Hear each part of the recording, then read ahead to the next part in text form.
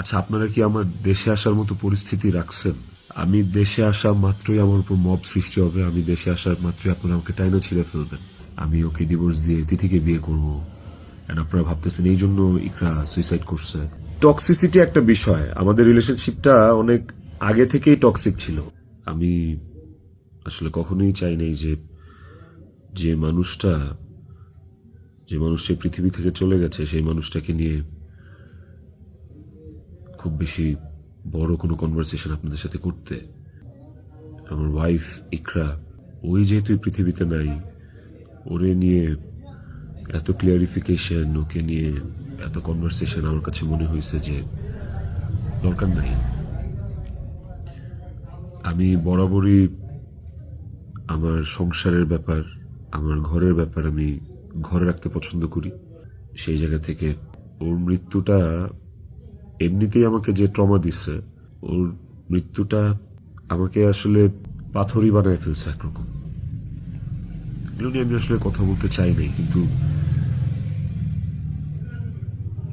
আমার কাছে মনে হয় যে আপনারা গল্পের একটা পাতা পড়েই পুরো গল্পটাকে জাজ করতেছেন। একটা পৃষ্ঠা পড়েই পুরো গল্পটা সম্পর্কে আপনারা আপনাদের মনের মতো করে যা খুশি বলতেছেন। পাতার এক পাশ পড়ে আরেক পাশ পড়বেন না, এটা তো হয় না।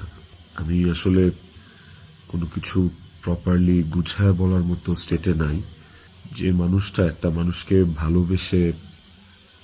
ভালোবাসা প্রমাণ দিতে যে আত্মহত্যা করে চলে গেল, মরে গেল, আমি ওই মানুষটা শেষবারের মতো মুখটাও দেখতে আসলাম না। এই যে আপনাদের প্রশ্নটা, আচ্ছা আপনারা কি আমার দেশে আসার মতো পরিস্থিতি রাখছেন?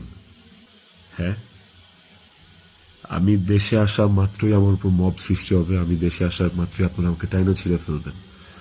আমার ফোনে এত এত এত থ্রেটস আমি আপনাদেরকে বলে বুঝাইতে পারবো না। আমার কাছে এমনও ইনফরমেশন আসছে যে এয়ারপোর্টের বাইরে লোক রেডি করা আছে। আমি যাওয়া মাত্রই they will gonna hit me, they will gonna kill me. এখন যদি আমিও মারা যাই, আমিও রিজিকের মার কাছে চলে যাই, রিজিকের কি হবে? আমার ইকরার শেষ মুখটা আপনারা আমাকে দেখতে দেন নাই। আমার ইকরার শেষ মুখটা ইকরার পরিবার আমাকে দেখতে দেয় নাই। 16 বছর সংসার করছি। 16 বছর একটা শত্রুর সাথেও যদি কেউ এক ছাদের নিচে থাকে, সে মারা গেলে তার চেহারাটা দেখার জন্য ছটফট করে মানুষ। আর আমার বউ ছিল, আমি ভালোবাসা তার বিয়ে করছি। ওই মানুষটা মারা গেছে, তার শেষবারের মতো তার চেহারাটা আমি দেখবো না? আরেকটা যে বিষয় সেটা হচ্ছে যে কিছু স্ক্রিনশট ঘুরে বেড়াচ্ছে ফেসবুকে, সোশ্যাল মিডিয়াতে, যে ওখানে লেখা আমি ইকরাকে বলতেছি আমি ওকে ডিভোর্স দিয়ে তিথিকে বিয়ে করব। আপনারা ভাবতেছেন এই জন্য ইকরা সুইসাইড করছে। আপনাদেরকে বলতে চাই ওই স্ক্রিনশটটা পুরোটাই ফেক। কারণ হচ্ছে আমি কোনোদিন ইকরার সাথে বাংলায় কনভারসেশন করি নাই।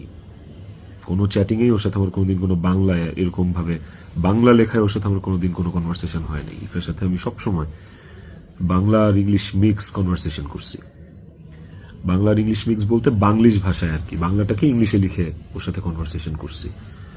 তো ওই স্ক্রিনশটটা দেখে আপনারা ভুল বুঝেন না, মিসজাজ করেন না। টক্সিসিটি একটা বিষয়। আমাদের রিলেশনশিপটা অনেক আগে থেকেই টক্সিক ছিল, অনেক আগে থেকে টক্সিক ছিল। তিথির সাথে পরিচয় হওয়ার আগে থেকেও টক্সিক ছিল। অ্যান্ড ও অনেক আগে থেকে আমার কাছে ডিভোর্স চাইতো, কিন্তু আমি কোনোদিনই ওকে ডিভোর্স দিতে চাইনি, তালাক দিতে চাইনি। আমার একটাই কথা ছিল যে আমি সংসার করব। আমি কোনোদিন চাইনি যে রিজিক ব্রোকেন ফ্যামিলির বাচ্চা হোক, বেবি হোক, বা ও আমি যে কষ্টটা ফিল করছি আমার লাইফে, এই কষ্টটা সেম কষ্টটা রিজিক ফিল করুক, এটা আমি কোনোদিনই চাইনি।